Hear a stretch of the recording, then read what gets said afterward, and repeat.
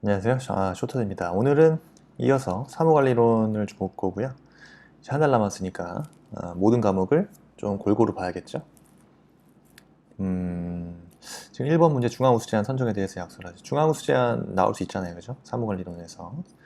그러니까 자체 우수 제한의 결정, 그 다음에 기관별 심사위원회를 통해서 중앙우수 제한의 심사 및 결정이 이루어지고 중앙우수 제한 심사위원회에서 그 심의사항, 뭐 자체 우수 제한 평가 혹은 심사, 그 다음에 채택 여부죠. 중앙 우수 제한 채택 여부를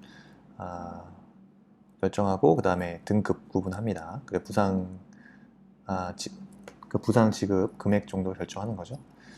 그래서 어쨌든 자체 우수 제한의 결정은 행정기관의 장은 채택 제한 중 내용이 우수하다고 인정되는 제안은 자체 우수 제한으로 결정을 해서 행정안전부 장관에 제출하여야 합니다. 해야 한다.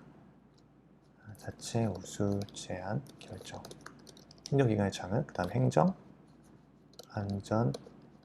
장관에게 제출.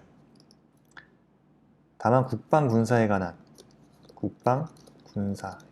내용은 행정안전부 장관이 아니라 국방부 장관이죠. 추천한다. 네, 추천합니다. 기관별 심사위원회에서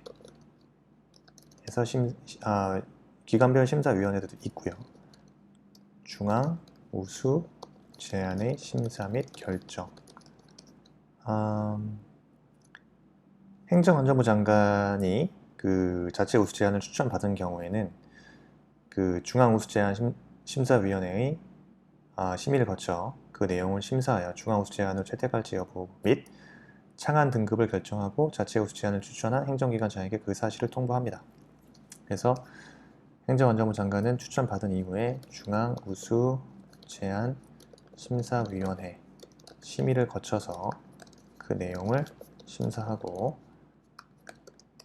중앙 우수 제안으로 채택 여부를 그 다음에 창안 등급을 결정하고 그 사실을 그 추천한 행정기관의 장에게 사실을 통보합니다. 말씀드렸듯이 국방군사에 관한 내용, 관한 중앙우수 제안의 심사 채택 여부는 국방부 장관이 하면 됩니다. 그 다음에 중앙우수 제안 심사위원회 설치. 행정안전부 장관 소속으로 중앙우수 제안 심사위원회를 구성 운영하고요. 그 다음에 심의사항은 말씀드린 대로 자체 우수 제안 평가 및 심사, 그 다음에 중앙 우수 제안 채택 여부 및 창안 등급의 구분, 그 다음에 부상 지급 금액 등등을 결정합니다. 심의를 합니다. 중앙 우수 제안 심사위원회에서. 자, 계속 보겠습니다. 2번 민원제도 개선 조정회의에 대해서 약술하시오. 민원제도 개선 조정회의를 설치합니다. 그 다음에 심의 조정사항이 있겠죠. 민원제도 개선사항이라든가 그 다음에 민원제도 개선 조정회의의 구성. 그래서 인적 구성은 어떻게? 위원장과 위원, 그다음에 간사, 그죠? 간사는 행정안전부 장관 및 국무조정실장이 소속 공무원 중에서 각각 지명한다는 거고, 의견 청취, 민원제도 개선 조정회의에 대해서 약속하시오. 이것도 뭐 다 암기죠, 그죠? 이를 설치한다. 그래서 여러 부처와 관련된 민원제도 개선 사항을 심의 조정하기 위하여 국무총리 소속 제도 개선 조정 회의를 설치합니다. 심의 및 조정 사항은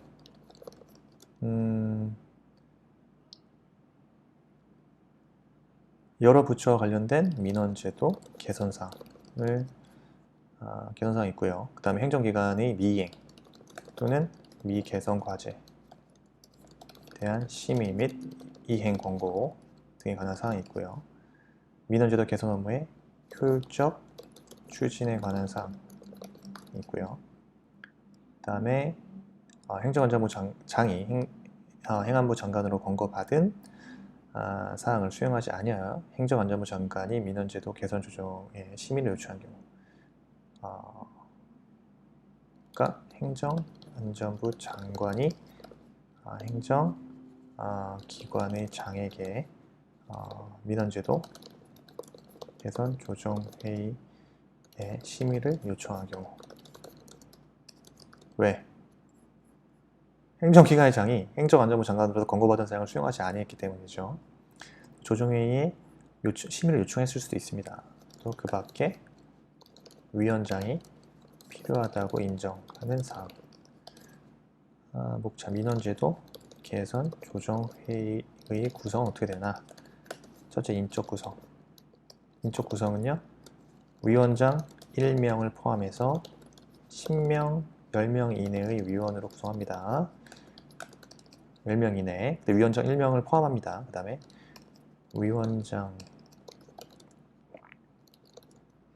위원장과 위원. 조정회의 위원장은 국무조정실장으로 하고요. 위원은 기획재정부, 행정안전부, 법무조정실, 법제처 및 관련 과제의 소관행정기관의 부기관장, 소관행정기관의 부기관장으로 합니다. 필요한 경우는 외부 전문가를 위촉할 수도 있고요. 그 다음에 간사, 그렇죠? 조정회의에 간사 2명을 두고 간사는 행정안전부 장관 및 국무조정실장이 소속 공무원 중에서 각각 지명하는 사람, 이렇게 하고요. 의견 청취 등 다음에 조치를 할 수 있습니다. 그래서 조정회의는 필요하다고 인정하는 경우 관계 행정기관 장에 대한 설명 또는 자료, 서류 등의 제출을 요구할 수 있고요. 그 다음에 참고인 또는 관계 직원의 출석 및 의견 진술의 요구를 할 수 있습니다. 그렇고요. 민원 편람에 대해서 약속을 하시오.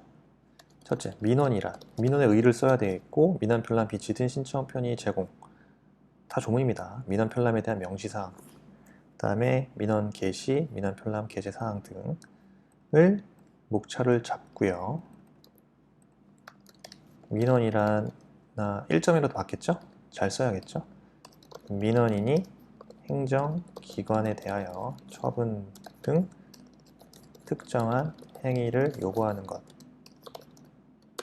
의미하고요. 민원 편람, 비치 등 신청 편의의 제공. 만약에 민원실에, 그죠? 행정기관의 장은 민원실에, 그죠? 민원의 신청에 필요한 사항을 게시하거나, 그죠? 민원실에 민원 신청에 필요한 사항을 게시해야겠죠? 당연히. 게시하거나, 또 편람을 비치해서 민원인에게 민원 신청의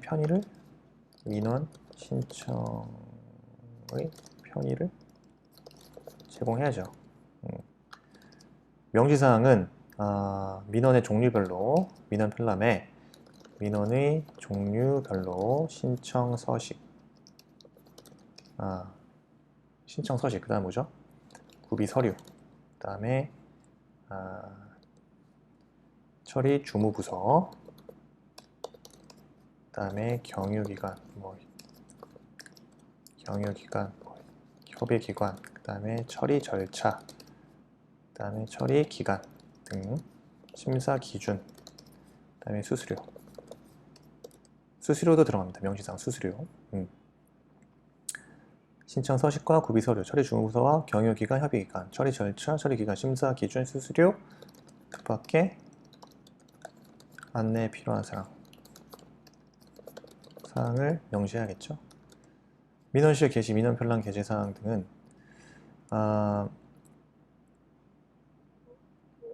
만약에 이런 거죠.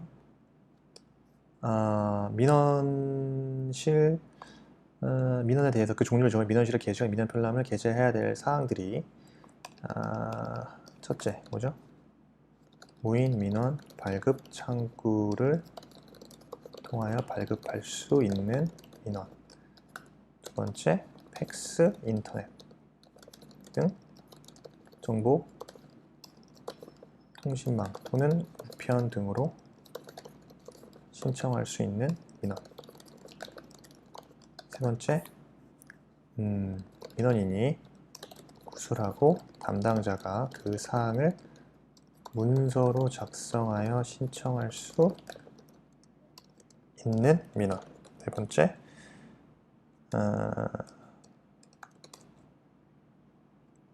행정기관의 장은 그죠? 문서로 접수하는 민원의 경우 민원인의 편의를 위하여 민원인 신청에 필요한 사항을 담당자 앞에서 구술하고 담당자가 이를 문서로 작성하여 민원인이 서명한 때에는 이를 민원문서 접수할 수 있다.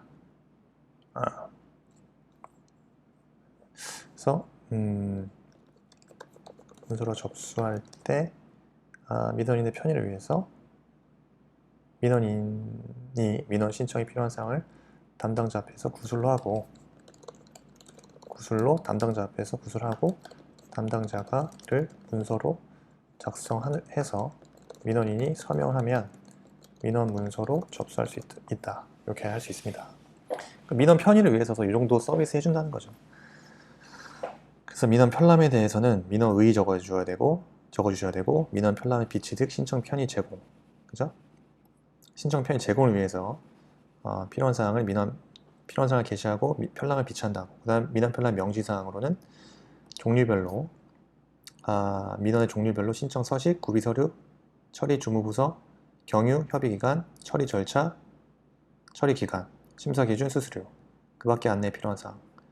그 민원실 게시나 민원 편람 게시 사항 등은 무인 민원 발급 창구를 통해 발급할 수 있다는 민원 내용, 그 다음에 팩스 인터넷 등 정보통신망 또는 우편 등으로 신청할 수 있는 민원, 그 다음에 민원인이 구술하고 담당자가 그 사항을 문서로 작성하여 신청할 수 있는 민원. 이 세 가지입니다. 그리고 거부 처분에 대한 이의 신청 절차에 대해서 약수를 하시오. 거부 처분. 일단 이의 신청 기관, 방법, 그 다음에 이의 신청 처리 절차, 행정 쟁송 있을 수 있겠죠. 근데 이거는 행정쟁송 같은 경우는 이의신청 여부와 관계없습니다. 행정신청법에 따른 행정심판이나 행정소송법에 따른 행정소송을 제기하면 돼요. 거부처분에 대한 이의신청 절차, 꼭 이의신청을 사전적 필요 조치로 할 필요는 없는 거죠. 어쨌든 이의신청 기간, 우선 기간은요, 법정 민원에 대한 행정기관의 장의 거부 처분에 불복하는 민원. 이는 그 거부 처분을 받은 날로부터 60일 이내 그 행정기관의 장에게 문서로 이의 신청할 수 있습니다. 이의 신청 방법은요? 이의 신청 방법은요? 문서로 합니다. 그래서 신청인의 성명, 어떤 내용을 적죠? 다음의 사항, 신청인의 이름, 성명, 주소, 연락처, 그 다음에 이의 신청 대상이 되는 민원 내용, 그 다음에 이의 신청의 취지 및 이유, 이의 신청 대상이 되는 민원, 이의 신청의 취지, 그 이유, 그 다음에 거부 처분을 받은 날과 거부 처분의 내용을 적어야 됩니다. 이의 신청 처리 절차는요, 첫 번째, 이의 신청 결정을 통지합니다. 그래서 행정기관의 장의 이의 신청을 받은 날부터 열흘, 10일 이내에 이의 신청에 대한 인용 여부를 결정하고 결과를 민원인에게 당연히 문서로 통지해야겠죠. 다만 부득이한 사유로 그 기간 내에 인용 여부를 결정할 수 없는 때에는 그 기간 만료일 다음 날부터 기산하여 10일 이내의 범위에서 연장할 수 있고, 당연히 연장 사유도 민원인에게 통지해야 합니다. 그게 이의신청 결정 통지예요. 통지 내용은요, 행정기관의 장은 이의신청에 대한 결과를 통지할 때에는 결정 이유, 그다음에 원래의 거부 처분에 대한 불복 방법 및 불복 절차를 구체적으로 분명하게 밝힙니다. 이의신청에 대한 결과를 통지할 때에는 결정 이유, 원래 거부 처분에 대한 불복 방법 및 불복 절차 등등을 구체적으로 밝혀야만 한다. 그 다음에 연장 통지. 행정기관의 장은 이의신청 결정 기간의 연장을 통지할 때에는 통지서에 연장 사유 및 그 기간 등을 구체적으로 적어야 합니다. 행정징송은 마찬가지로 얼마든지 이의신청과 상관없이 여부와 관계없다. 행정심판 또는 행정소송법이나 행정소송, 얼마든지 행정심판이나 행정소송 제기 가능합니다. 이의신청 적으면 되겠죠. 그 다음에 정책실명제 개념과 중점관리 대상사업 선정과 행정기관장의 역할을 설명해 주시고, 주요 정책 관련을 기록 관리해야 될 종합적 사항을 기술하시오. 기록 관리해야 될 종합적 사항. 자, 정책실명제 개념, 목차대로 가야겠죠. 정책실명제라는 거는 기본적으로 정책의 투명성, 그죠? 핵심이 이겁니다. 정책의 투명성과 책임성을 높이기 위해서 행정기관에서 소관 업무와 관련해서 수립 시행하는 주요 정책의 결정 및 집행 과정에 참여하는 관련자의 실명과 의견을 기록 관리하는 제도를 말합니다. 그래서 중점관리 대상 사업 선정. 일단 선정 대상은요, 몇 가지 기억해야 되는 게 주요 국정 현안에 관한 사항, 그 다음에 대규모 예산이 투입되는 사업, 그 다음에 일정 규모 이상의 연구 용역, 그 다음에 법령 또는 자치법규의 제정, 개정 및 폐지. 자치법규의 개정, 제정 및 폐지. 그 다음에 행정안전부 장관이 정한 절차에 따라 국민이 신청한 사업, 그 다음에 그 밖에 중점 관리가 필요한 사업 등을 얘기하고요. 심의위원회의 심의가 있겠죠. 자체 행정기관의 장은 정책실명제 중점관리 대상 사업 선정을 위하여 자체 세부 기준을 마련해서 심의위원회를 구성해서 심의를 거친 후에 대상 사업 선정하면 됩니다. 그 다음에 중점관리 대상 사업 추진 실적을 공개합니다. 자, 행정기관장은 중점관리 대상 사업 추진 실적을 해당 기관의 인터넷 홈페이지 등을 통해 공개하면 됩니다. 그렇죠? 물론 비공개 대상 정보에 해당한다면 그러지 아니한다. 그렇죠? 예외죠, 예외. 그러지 아니한다. 아니합니다. 3번 주요 정책 자료의 종합적 기록 및 보존. 행정기관의 장은 주요 정책 결정이나 집행에 관련되는 다음의 사항 등을 기록 보존해야 한다. 가령 뭐가 있죠? 기록 보존돼야 될 사항은 첫째, 주요 정책의 결정 과정에 참여한 관련자의 소속, 직급 또는 직위, 성명과 그들의 의견. 중요하죠. 주요 정책의 결정, 집행과 관련된 각종 계획서, 보고서, 회의, 공청회, 세미나 관련 자료 다 모아 싹 다 까그리.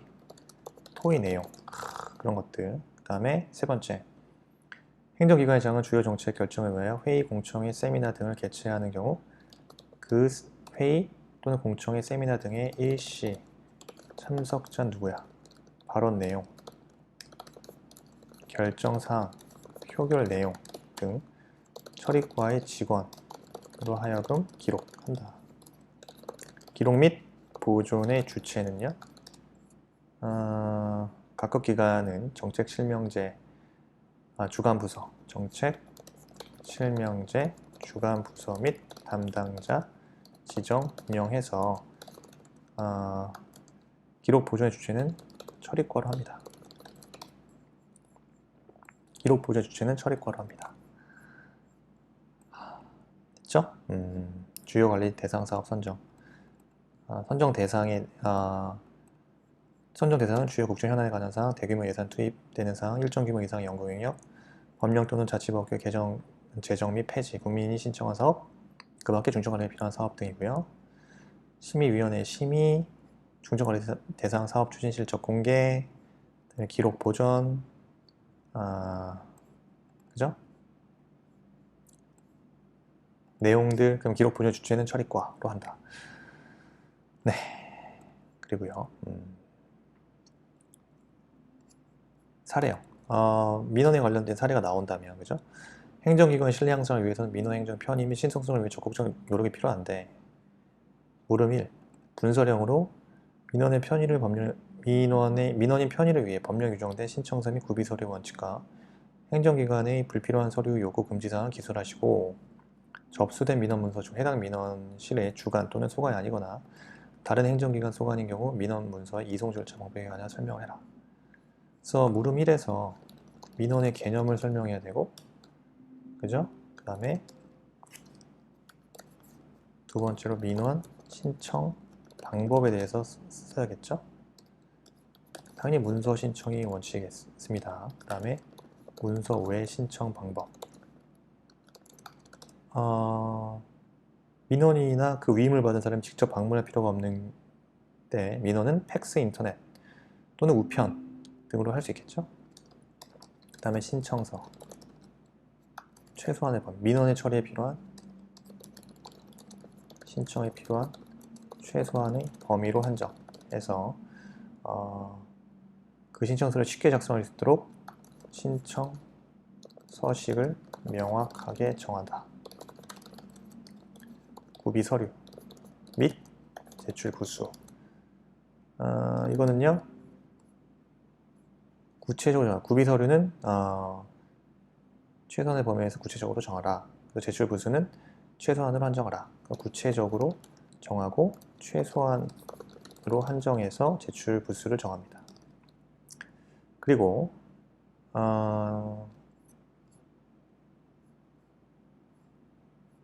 이게 민원의 개념 등을 적고요. 그 다음에 행정기관의 불필요한 서류 요구 금지에 대해서는 큰 목차로 민원의 개념으로 적고, 큰 목차로 다시 민원 행정기관 불필요한 서류 요구 금지 사항을 기술하라고 했잖아요. 그래서 행정기관장은 민원을 접수 처리할 때 민원인에게 관계, 법령 등에서 정한 구비 서류 외에 서류를 추가로 요구해서는 안 된다. 그래서 사본 허용. 그래서 원본과 함께 그 사본 제출 허용합니다. 그 다음에 서류 추가 요구는 금지된다.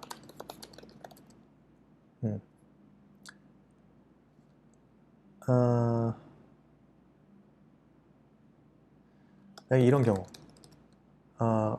다음에 지금 행정기관의 장은 민원을 접수 처리할 때는 가령 민원인이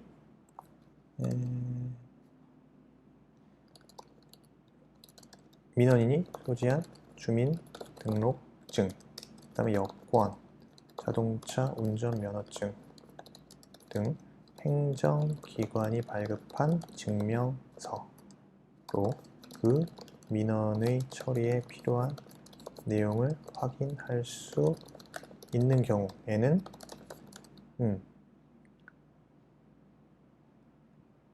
민원인에게 관련 증명서류 또는 구비서류 제출을 요구할 수 없습니다. 두 번째, 해당 행정기관의 공부 또는 행정정보로 그 민원의 처리에 필요한 내용을 확인할 수 있는 경우, 마찬가지로 서류 추가로 요구할 수 없고요.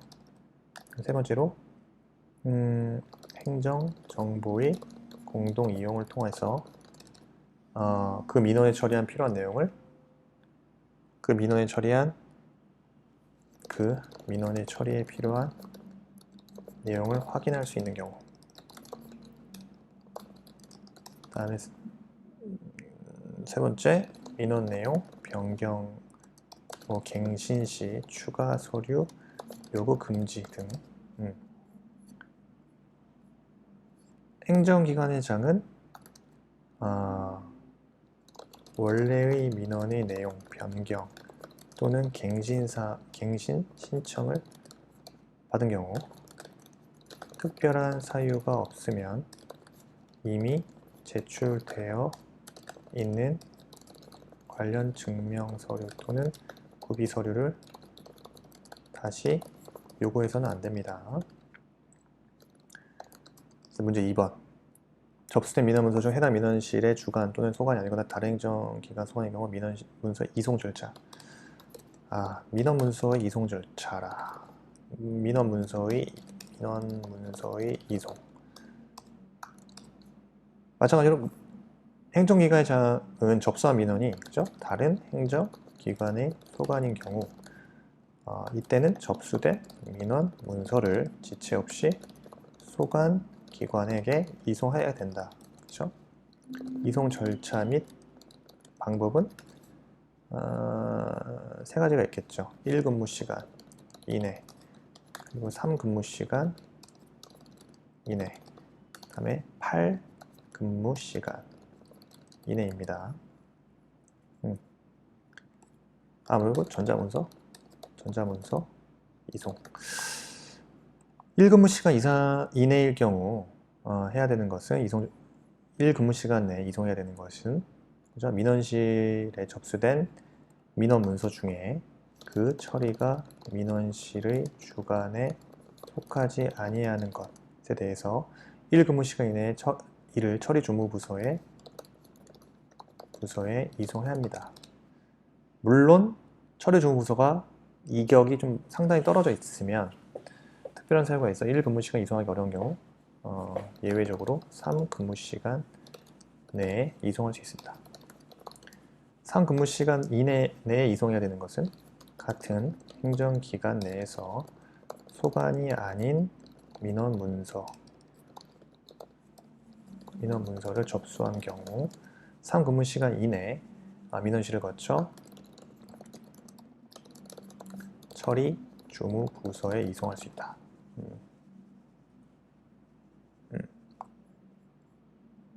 이거는 민원실에 접수된 민원문서 중, 이거는 같은 행정기관 내에 소관이 아닌 민원문서 접수. 3근무시간은 같은 행정기관 내에서 소관이 아닌 민원문서를 접수한 경우 3근무시간. 8근무시간은 다른 행정기관 소관의 민원문서를 접수한 경우, 이때는 8근무시간 이내에 소관 행정기관에 이송해야 되고요. 그 사실을 민원인에게 통지해야 한다.